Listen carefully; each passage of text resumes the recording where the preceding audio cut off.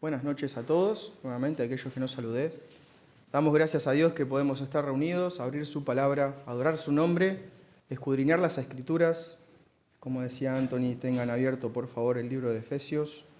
Vamos a considerar el capítulo 1 desde el versículo 3 al 14. Les voy a decir un nombre y yo quisiera saber si ustedes alguna vez lo han escuchado.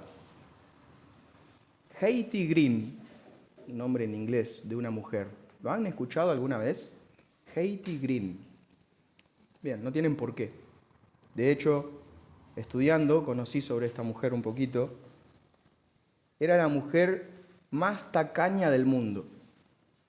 La mujer más tacaña del mundo. De hecho, entró en los libros de los récords Guinness como la mujer más tacaña del mundo. Vivía de una manera muy austera. Realmente vivía como si fuese una mendiga. Así, de esa forma.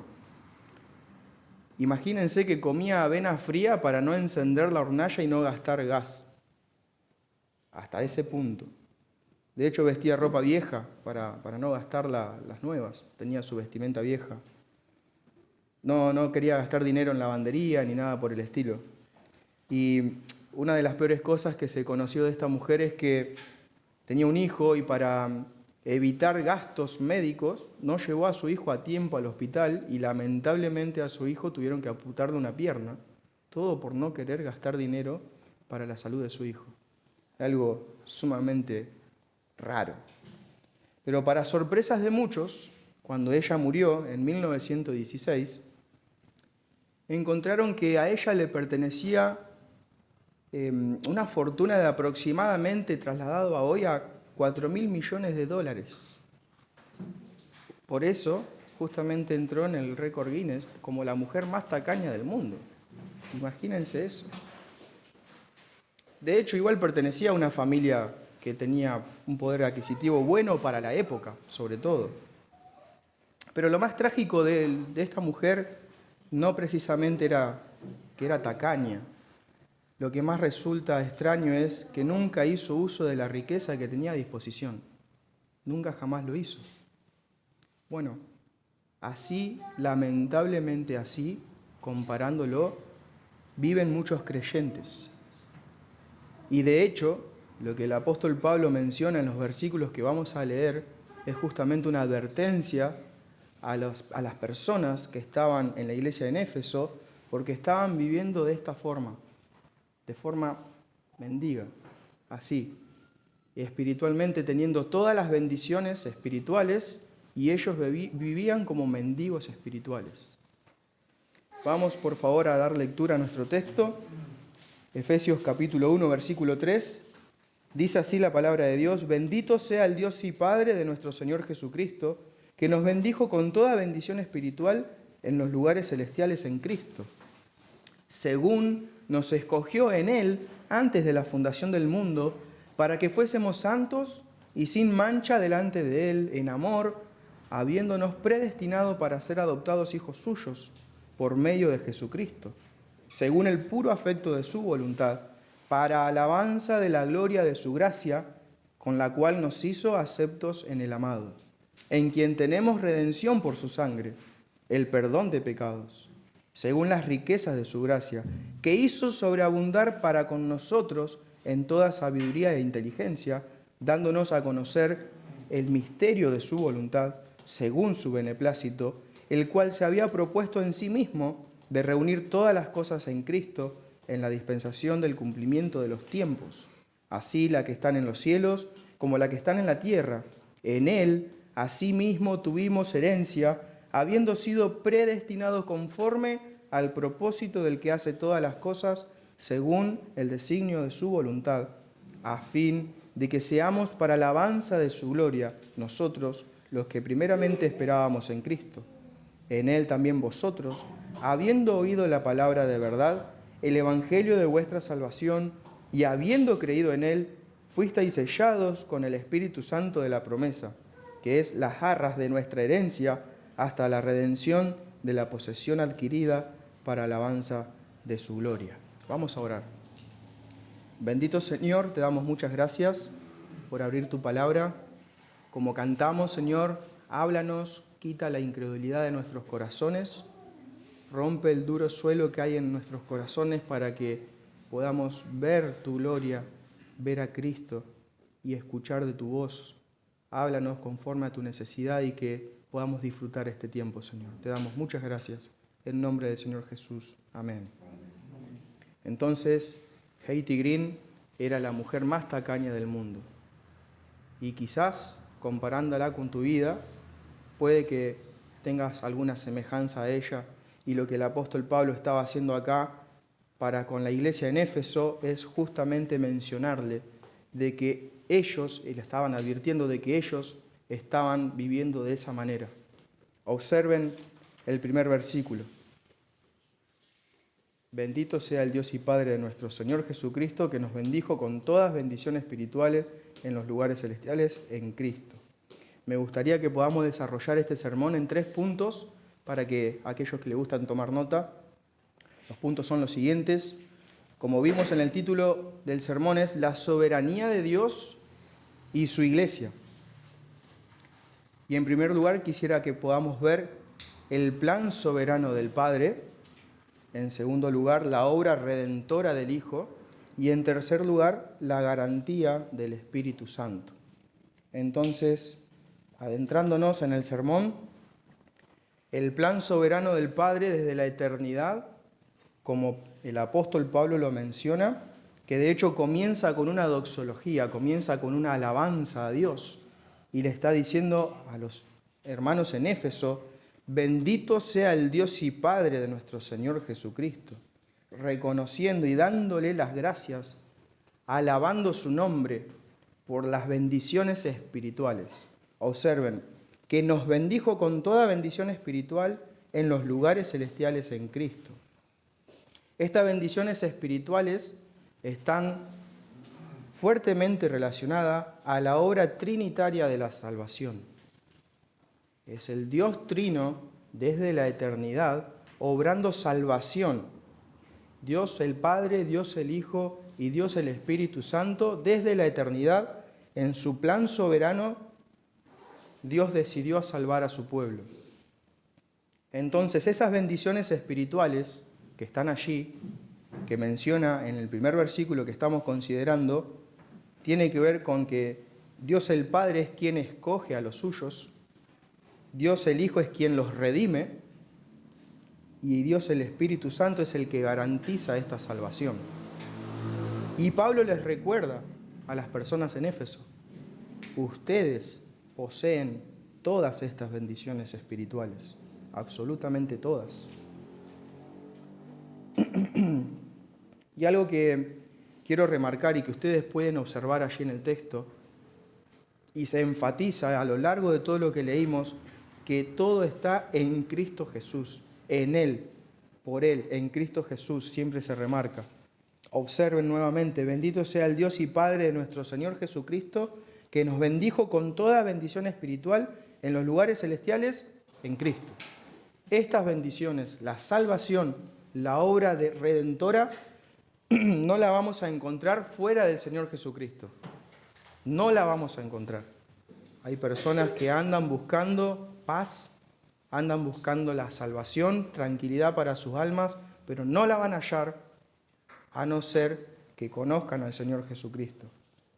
Y el apóstol Pablo le dice a las personas en Éfeso: ustedes lo conocen, ustedes saben, ustedes tienen todas estas bendiciones espirituales. Y continúa el texto, el versículo 4. Según nos escogió en Él antes de la fundación del mundo. Háganse la idea de que aquellos que han construido su hogar o que conocen de construcción, piensen en cuando se extiende el plano de la casa o de lo que van a construir. Bueno, antes de que eso suceda, Dios ya había pensado en su pueblo. Esa es la elección desde la eternidad. Según nos escogió en Él, en Cristo. El lente por el cual Dios mira es Cristo. Por lo tanto, vemos la elección y la predestinación desde antes de la fundación del mundo.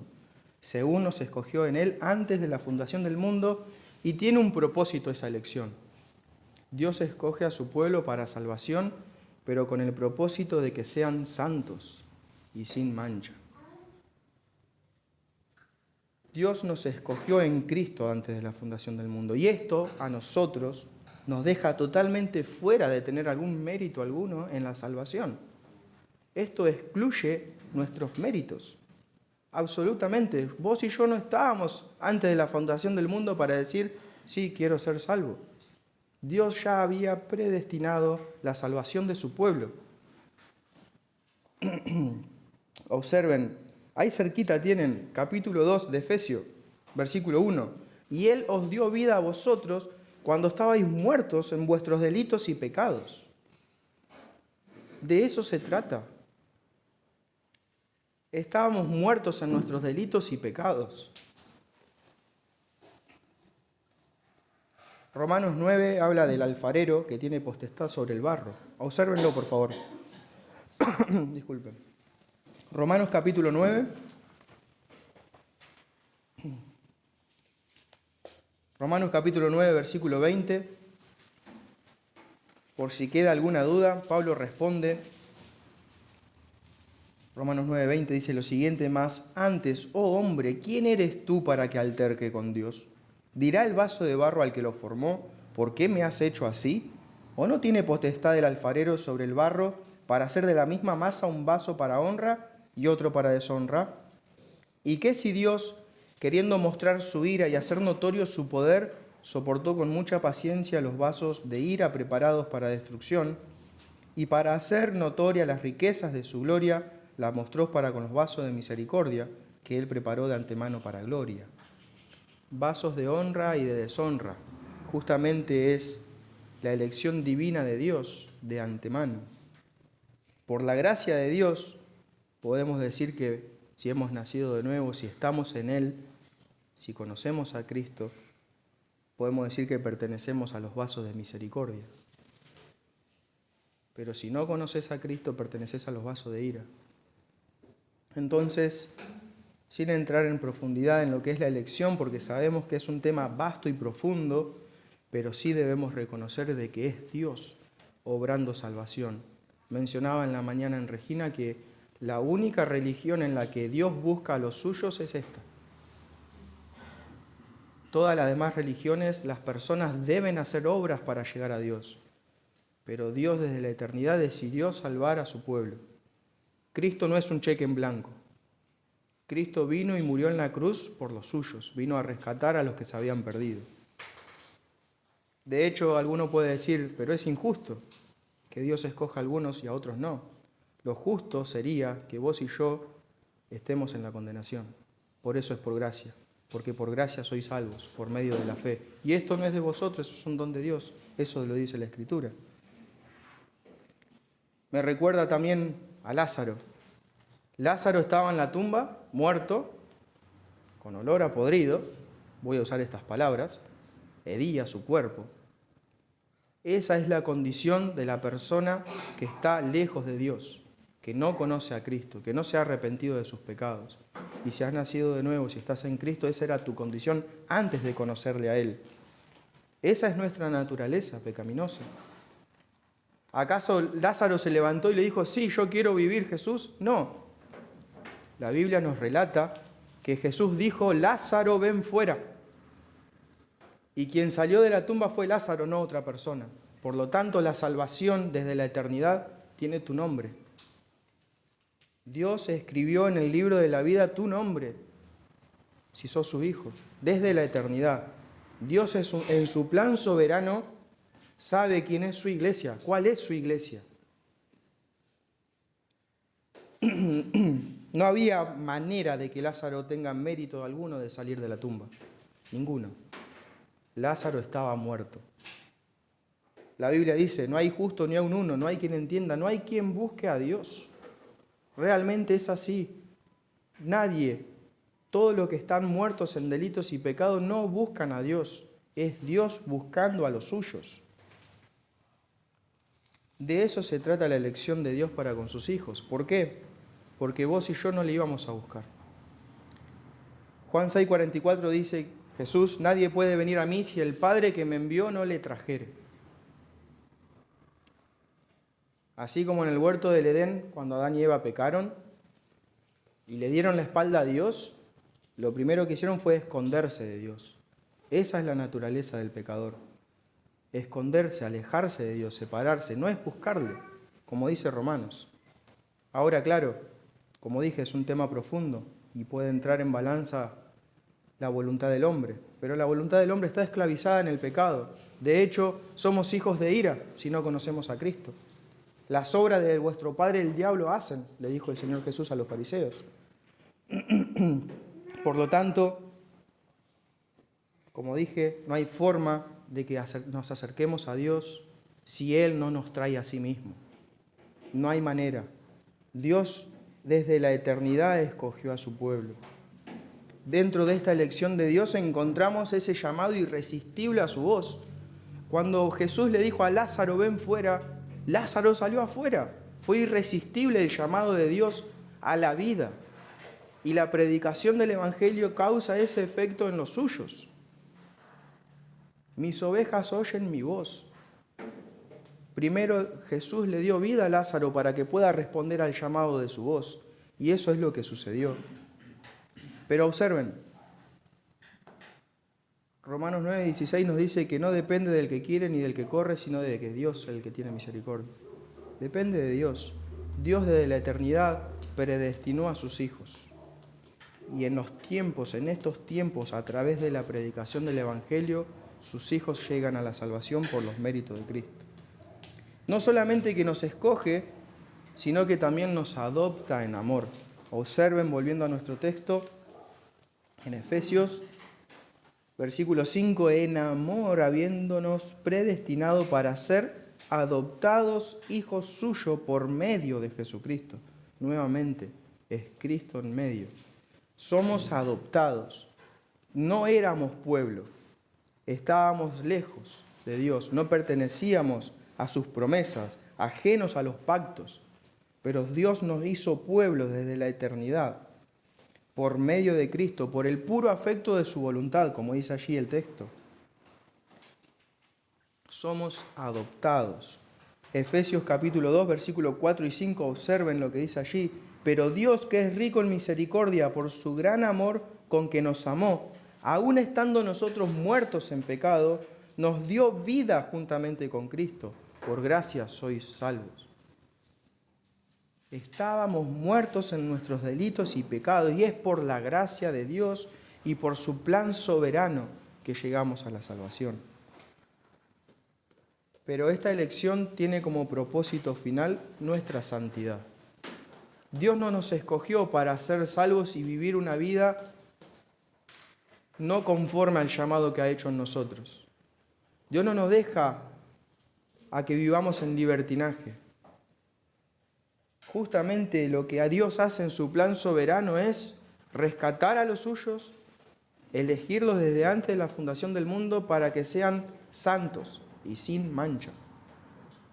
Por esa iglesia Cristo murió. Se entregó a sí mismo. ¿Para qué? Murió por su iglesia, para santificarla, para purificarla, para que sea santa y sin mancha. Ese es el propósito final de la elección divina de Dios. Entonces pensá un segundo en tu vida. Si decís que has nacido de nuevo, pensá en todo este tiempo que ha pasado. Tu vida ha crecido en santidad, mi vida ha crecido en santidad. Como iglesia, ¿cómo estamos?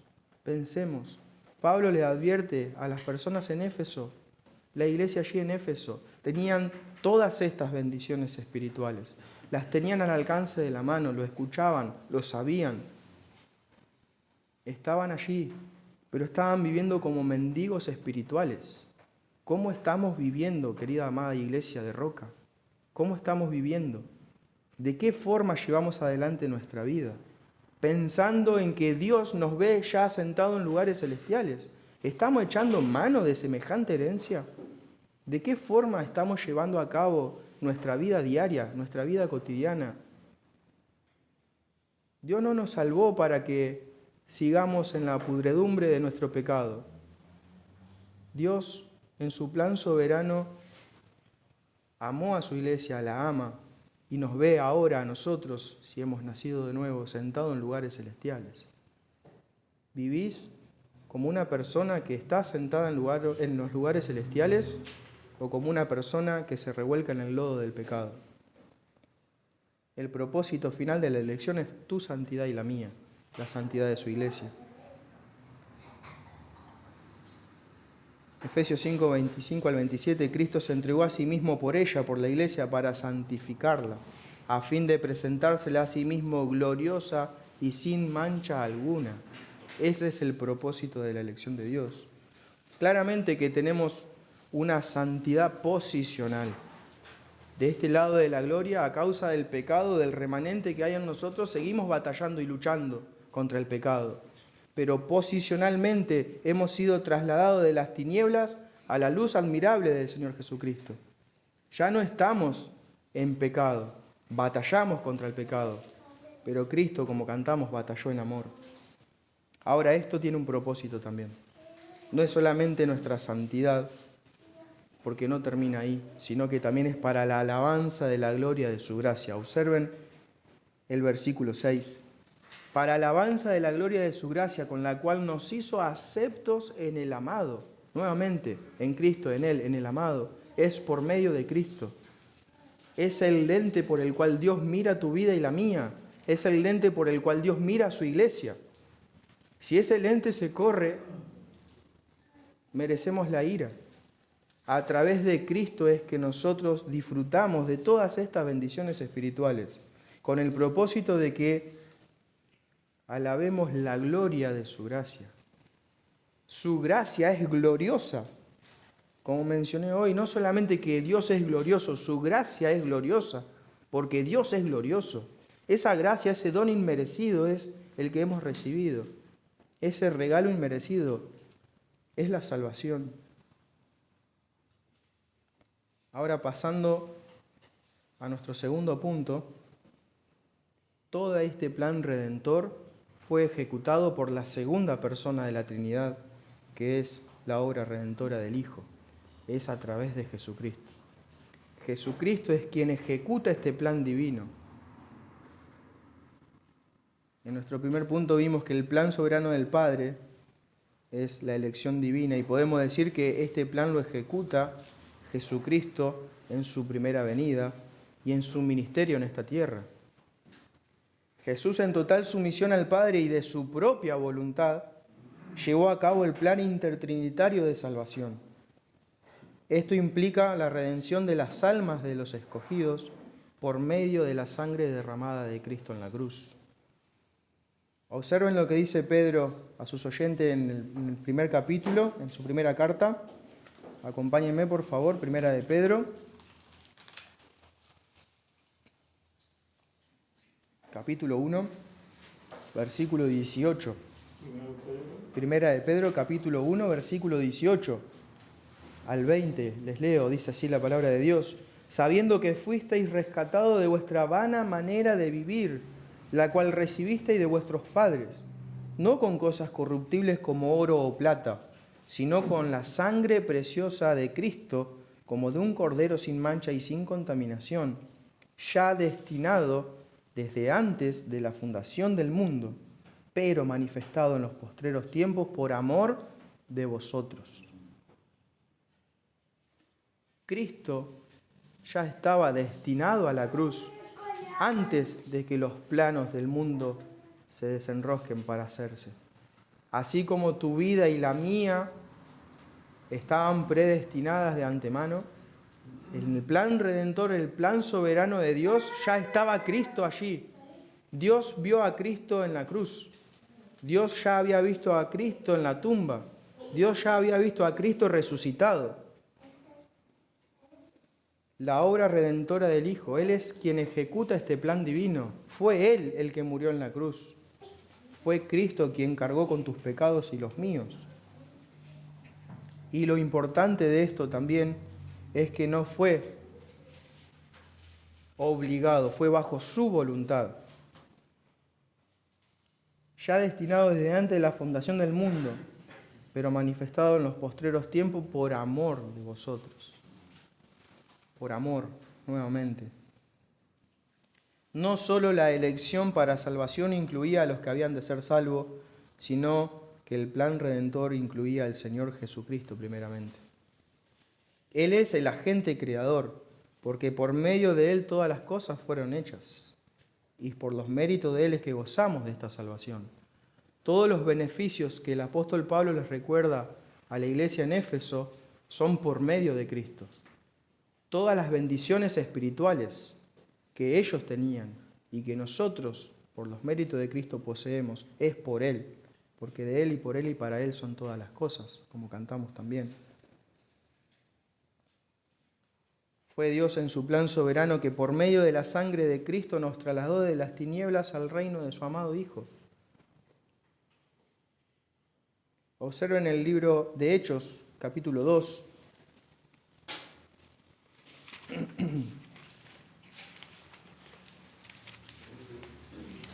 Hechos capítulo 2,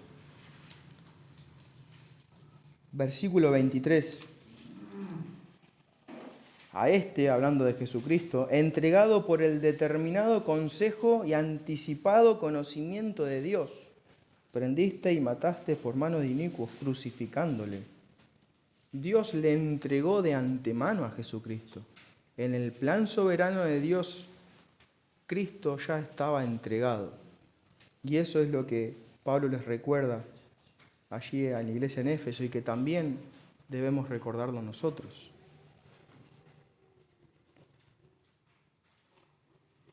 No solamente que en el plan redentor Dios nos rescata de nuestra vana manera de vivir, sino que también implicaba el perdón de nuestros pecados. No solamente nos rescataba, sino que nos perdonaba, quitando el pecado del mundo. Y esto justamente nos lleva a considerar la revelación del misterio de su voluntad. Observen, volviendo a Efesios, versículo 7, en quien tenemos redención por su sangre, el perdón de pecados, según las riquezas de su gracia, que hizo sobreabundar para con nosotros en toda sabiduría e inteligencia, dándonos a conocer el misterio de su voluntad, según su beneplácito. Y muchas veces se confunde el tema del misterio como si fuese un enigma que hay que resolver. ¿Y qué es lo que es esto acá? ¿Qué es lo que quiere decir Dios en su palabra? Pero el apóstol Pablo se refiere a la palabra misterio como si fuese, justamente es una verdad expresada con anterioridad, pero no de forma completa. Como por ejemplo lo que era el sistema de sacrificios de animales. Apuntaba a Cristo, pero no lo sabían aún, hasta que vino el Cordero que quita el pecado del mundo, como dijo Juan el Bautista. Entonces el misterio de su voluntad, el clímax de ese conocimiento, no es mucho menos que saber que el cielo y la tierra se van a postrar a los pies de Cristo Jesús. No es otra cosa. Y no solamente esto, no solamente de que nos dio el conocimiento de este misterio, de que todas las cosas van a ser puestas por estrado de sus pies. Jesucristo va a ser quien gobierna. Entonces, no solamente esto, sino que también Dios nos da una herencia y nos da una seguridad. Observen el versículo 11.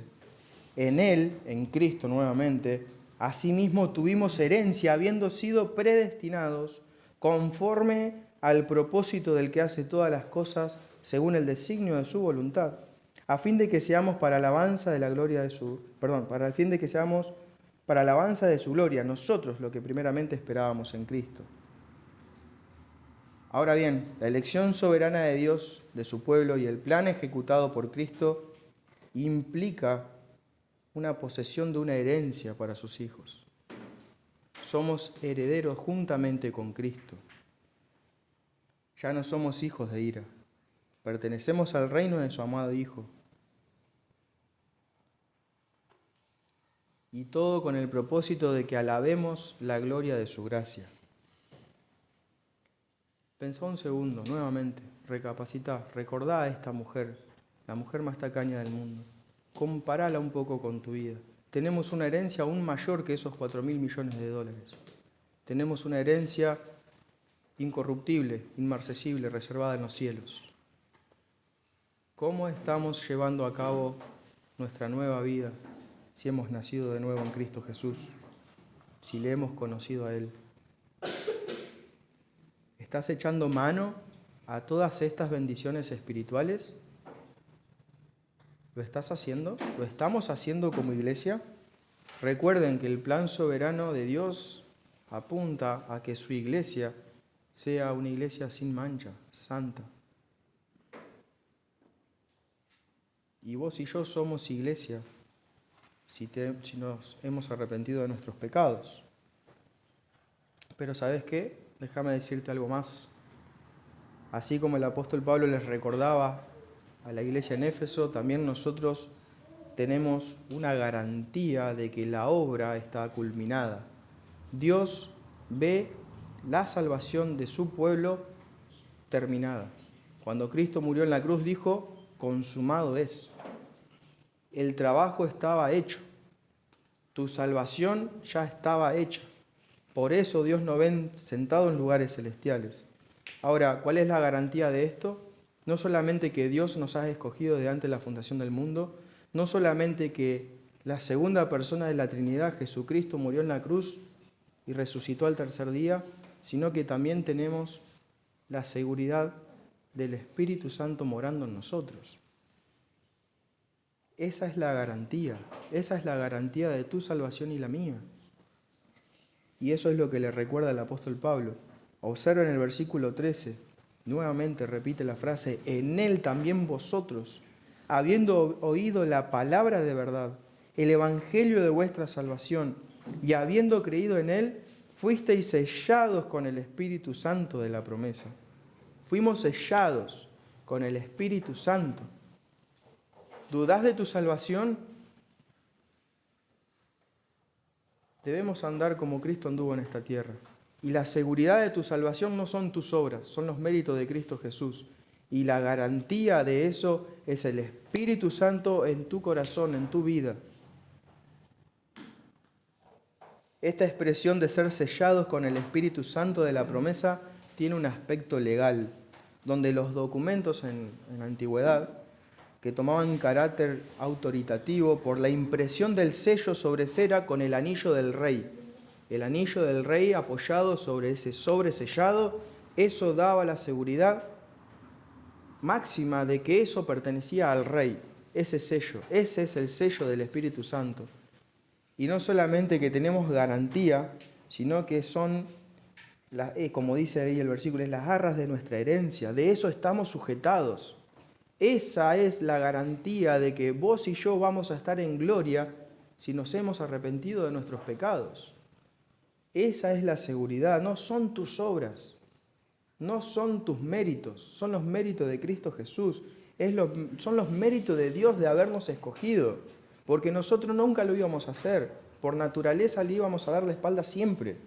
De hecho, aún luchamos y batallamos con el pecado, pero la seguridad de tu salvación y la mía está sellada por el Espíritu Santo, que es la tercera persona de la Trinidad. Ese sello de pertenencia. Estamos en Cristo Jesús. Somos sus hijos, los hijos de Dios, coherederos juntamente con Cristo. Absolutamente Dios es digno de toda gloria. Él fue quien soberanamente escogió a su pueblo para que por medio de Cristo Jesús sean redimidos y perdonados de sus pecados, trasladados de las tinieblas a su luz admirable, y como garantía de la obra redentora, culminará con la glorificación al final de nuestras vidas. Y eso es lo que debemos anhelar. De hecho, si alguno pone en duda la segunda venida de Cristo, esta es la seguridad. Sabemos que Dios cumple sus promesas. Y ese es el propósito de Dios, desde la eternidad, redimir a su pueblo. Cristo Jesús vino al mundo a buscar y a salvar lo que se había perdido. Y el Espíritu Santo sella esa salvación y nos garantiza de que Jesucristo va a venir a buscar a su pueblo. Pero no termina ahí. Déjame decirte algo más. Porque esto es para su iglesia. Pero si no conoces al Señor Jesucristo, cuando Jesús venga en su segunda venida, ya no habrá chance de arrepentimiento. Tu vida, si no conoces al Señor Jesucristo, merece la ira eterna de Dios. Esta salvación es hoy. Dios quiere que todas las personas se arrepientan de sus pecados. Vos y yo no conocemos los corazones de las personas. Por eso tenemos el mandato de ir y predicar el Evangelio a todas personas, a toda nación. Arrepentite de tus pecados. Gozá de esta herencia que está reservada en los cielos. Echá mano de semejante herencia. Imagínate que mañana te llamen del banco y te dicen que heredaste una fortuna inmensa. Está en tu cuenta, la tenés ahí, es tuya. Pero vos decidís no tocarla, decidís dejarlo ahí. Seguís viviendo como vivís hoy en día. Quizás a duras penas, con lo justo, no lo sé. Pero lo dejás ahí. Estás con miedo, no querés tocarlo, lo dejás. Esa actitud refleja que no comprendés lo que recibiste. Es tu herencia, es tuyo. No tuviste mérito alguno, es tuyo. Esa herencia es tuya. Así sucede con muchos cristianos, lamentablemente. Dios ya ha depositado en Cristo toda bendición espiritual para nosotros. Perdón, redención, adopción, una herencia eterna. Pero muchos siguen viviendo como mendigos del alma, perdiendo de vista todas estas cosas. Perdiendo de vista todo esto. Observen lo que dice Romanos 8. Es un resumen quizás de todo lo que hemos visto ahora. Es un resumen de cómo Dios ha decidido salvar a su pueblo. Observen Romanos 8, capítulo 8, versículo 29. Porque a los que antes conoció también los predestinó para que fuesen hechos conforme a la imagen de su Hijo, para que Él sea el primogénito entre muchos hermanos. Y a los que predestinó, a estos también llamó, y a los que llamó, a estos también justificó, y a los que justificó, a estos también glorificó. ¿Qué pues diremos a esto? Si Dios es por nosotros, ¿quién contra nosotros? El que no escatimó a su propio Hijo, sino que lo entregó por todos nosotros, ¿cómo no nos dará también con Él todas las cosas? Y todas las cosas, volvemos a lo mismo, son todas estas bendiciones espirituales. Olvídate de lo material. Dios quiere, y si quiere te puede dar, pero olvídate de lo material, es totalmente espiritual. Todas las cosas que pertenecen a la vida y la piedad nos han sido dadas, absolutamente todas, todas. ¿Qué estamos haciendo que no echamos mano de semejante herencia, que no vivimos conforme al llamado que Dios ha hecho en nuestras vidas? ¿Qué estamos haciendo? Dios ya ve consumada la obra, de principio a fin. Si ustedes observaron, todo el verbo está en tiempo pasado. A los que antes conoció, a estos también llamó, y a los que llamó, justificó, y a los que justificó, glorificó. La obra redentora, el plan soberano de Dios para con su iglesia. Nos ve santo. Dios te ve santo si conoces a Cristo. ¿Qué haces que no vivís conforme al llamado de Dios? ¿Qué hacemos como iglesia, hermanos, que no estamos siendo la iglesia que Dios quiere? Todas las cosas que pertenecen a la vida y a la piedad nos han sido dadas. Segunda de Pedro, capítulo 1, versículo 3. Somos el pueblo escogido de Dios. Ese es el plan soberano de Dios. En su elección decidió salvarnos. En su elección, la segunda persona de la Trinidad ejecutó ese plan. Y la tercera persona de la Trinidad selló la semejante redención en nuestras vidas, dándonos la garantía de que si hemos nacido de nuevo, tenemos todas las bendiciones espirituales, para que vivamos de este lado de la gloria como Cristo vivió. Él es el Cordero inmolado. Él es el que murió por vos y por mí. No hay mérito alguno en nosotros. Todo lo que hemos aportado es pecado. La gloria sea para Dios. Y que hoy sea un día de salvación. Que las personas que no conocen a Cristo puedan entender y comprender que van camino al infierno, que van camino a merecer la ira de Dios. Hermanos, querida iglesia de General Roca, recapacitemos. No vivamos como esta mujer que vivió de una forma horrenda, teniendo todo el dinero, toda la posesión en sus manos. Echemos manos de semejantes bendiciones espirituales. Vamos a orar. Bendito Señor, gracias por tu palabra. Gracias por todas las bendiciones espirituales que hemos escuchado hoy, Señor. Padre, que tu palabra surja en efecto en nuestros corazones y podamos vivir dignamente al llamado que has hecho en nosotros, Señor. Gracias por la obra de Cristo. Gracias por el Espíritu Santo. Y gracias, Señor, por haber pensado en nosotros, en los méritos de Cristo Jesús. Amén.